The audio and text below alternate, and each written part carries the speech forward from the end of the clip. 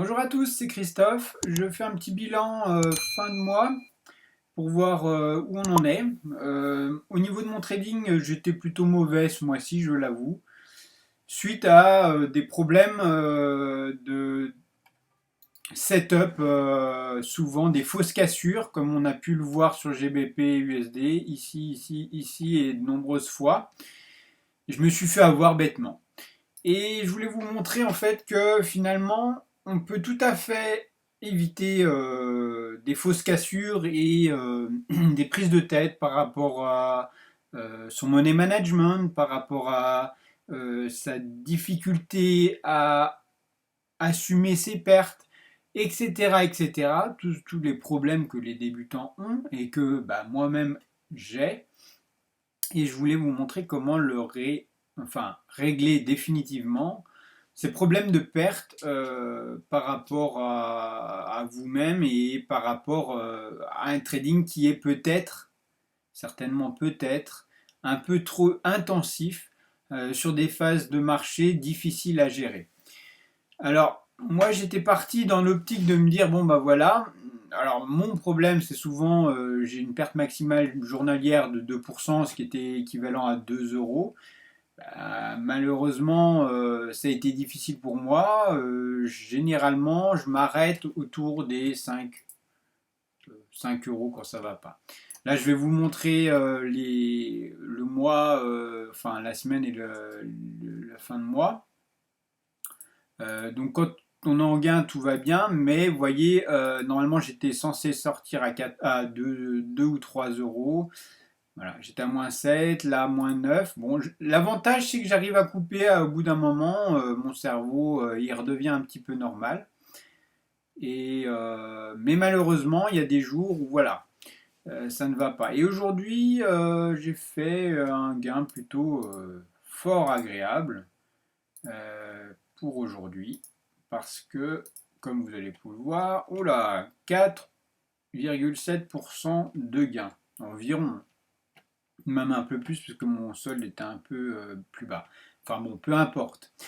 Tout ça pour vous dire que moi j'ai des gros problèmes au niveau de la prise de position au bon moment.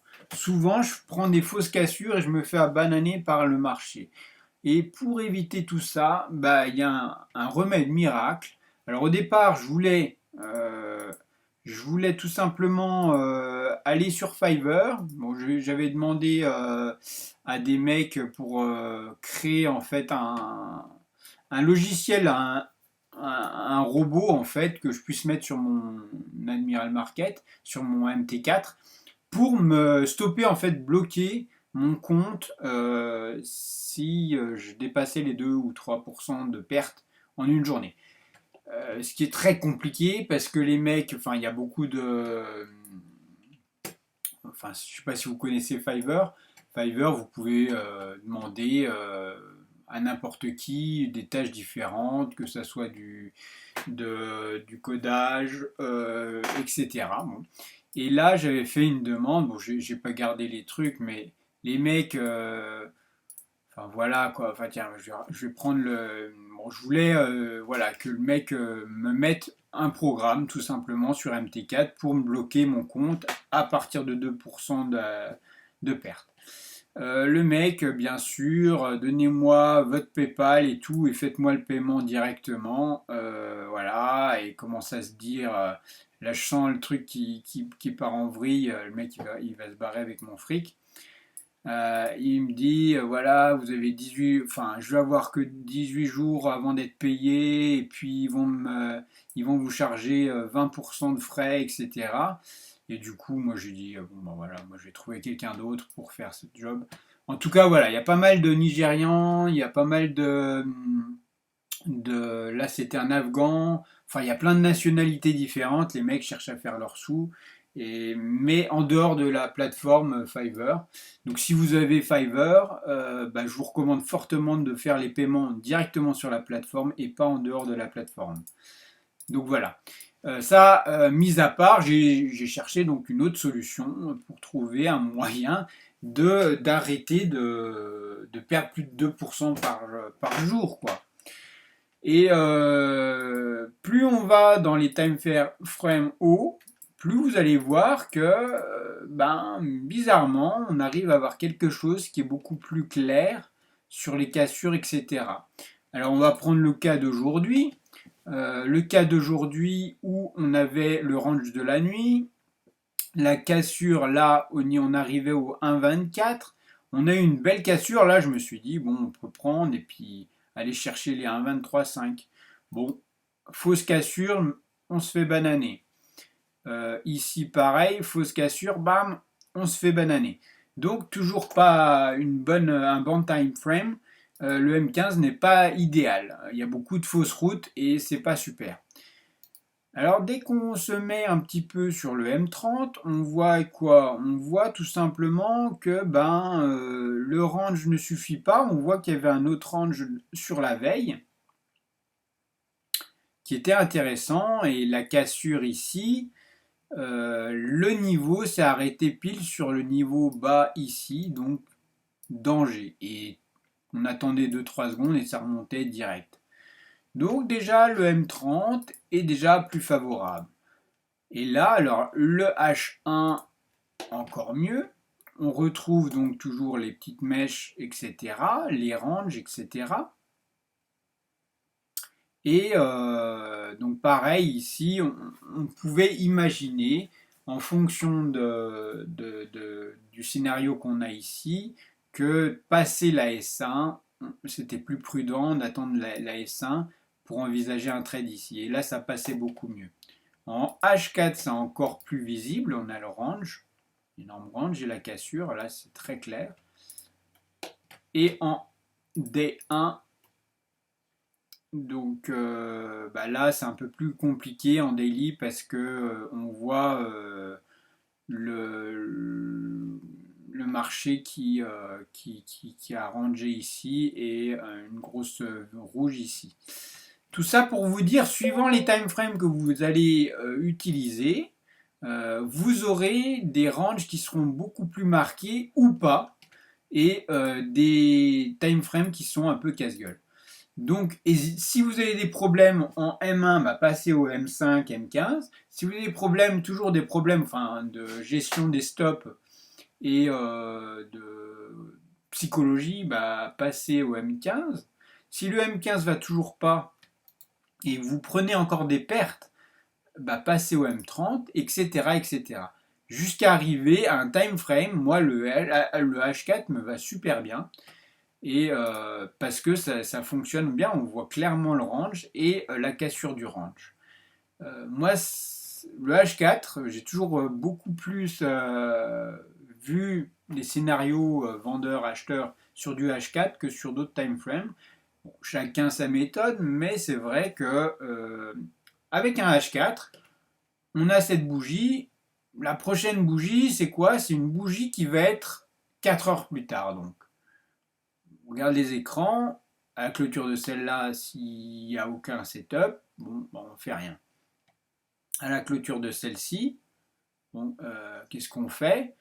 Ici, on prend en vente. Et c'est clair parce qu'elle range ici. On a cassé toutes les bougies, etc. On prend en vente. Et on revient 4 heures plus tard. Moi j'ai quitté ici parce que j'avais pour objectif ici. Mais si on veut, on peut viser ça, on peut viser les 1,23, etc., etc. Peut-être que ce soir il sera au 1,23 facilement. En tout cas, regardez vos setups, regardez ce qui peut vous convenir. Et en tout cas, pour les débutants, à mon avis, il vaut mieux ne trader que très peu par mois. Alors là, j'ai noté sur GBP USD, il y avait à peu près 8 opportunités sur un mois et 6 ou 7 sur l'euro dollar. Mais c'est pas la quantité qui compte, mais surtout la qualité, parce que sur ces 8 ou 10 opportunités sur le mois, il y en avait 8 ou 10 qui étaient gagnants. Et peut-être un perdant. Voilà. Donc si aujourd'hui vous avez des soucis par rapport à les stops touchés, Je le répète, la meilleure des solutions, c'est d'augmenter les time frames et ne plus être collé sur les écrans, prendre du recul. Parce que quand on est collé devant les écrans, on voit tout simplement les chiffres défiler, ça rend fou. On a tendance à laisser courir ses pertes et à quitter rapidement les gains, surtout si vous faites du scalping. Or, quand on n'est plus devant les écrans, ben, on oublie complètement. Moi, j'étais à plus 2%, là, 2 euros. Bon, je me suis dit, je vais quitter. Et puis, du coup, j'ai dit, bon, ah non, je quitte mon écran. Et puis, je vais bricoler. Je suis allé bricoler et j'ai juste regardé une demi-heure plus tard où en était le trade. Et puis, bah, plus de trade du tout. Je dis, mais mince, qu'est-ce qui s'est passé? Et en fait, il a été clôturé en gain. Donc c'est la magie du truc. Alors n'oubliez pas de mettre votre take profit, hein, bien sûr, mais quand vous avez défini votre take profit stop loss, à mon avis, tout fonctionne beaucoup mieux. Et il y a beaucoup moins de stress. Si vous bossez, bah, vous pouvez bosser, etc. Et puis voilà, donc il n'y a que... alors c'est simple, hein, c'est tous les 4 heures si vous êtes sur du H4, sur du H1 c'est toutes les heures, donc 11h, moi je vais regarder 11h, 11h, 15h, 19h et puis 21h. Et ça suffira pour certainement faire des gains réguliers. Alors on reverra ça au fur et à mesure parce que bah, vous savez, hein, le trading c'est jamais simple. On a des idées, on a énormément de bonnes idées au départ et ça se transforme toujours en galère pas possible. Donc bah, on va voir ça ensemble et je vous transmettrai un peu l'avancement de mon compte. Bah, certainement je vais mettre un petit capital complémentaire parce que là je suis un peu limité. Je voudrais revenir au moins à une centaine d'euros pour pouvoir trader. Enfin voilà, sans avoir l'impression de trader avec un capital parce que là ça devient laborieux. Mais voilà. Pour en revenir au trading, donc on a remarqué, bah, je ne sais pas si vous suivez un peu les indices, là c'est en train de se péter la gueule.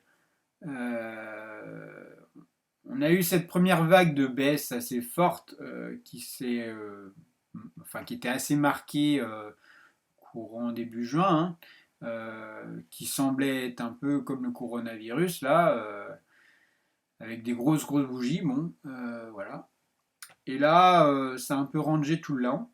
Et là, dernièrement, on commence à casser des niveaux. On a cassé, on va certainement casser toutes ces bougies en range. Donc certainement le début d'un marché baissier important. On a eu cette première vague. Moi, ça m'étonnerait pas qu'on ait une deuxième vague à partir de cette nuit, enfin, et ce week-end. On pourrait se retrouver sur le pivot mensuel, etc. Bon, j'aime pas avoir des plans sur la comète, mais faites attention si vous avez des positions ou des trades long terme. Ça sent mauvais, on va dire. Là, les indices sont tous en train de descendre, à part peut-être le Nasdaq qui lui résiste un petit peu, mais non, bah pareil, on a ce scénario avec toutes ces bougies et cette grosse descente. Euh, bon, à suivre dans le temps, mais je pense que vaut mieux être liquide en ce moment, si vous voyez ce que je veux dire. Moi, je suis positionné, alors personnellement, mon permanent de portfolio, j'ai mis en pause mon permanent de portfolio sur les SP500.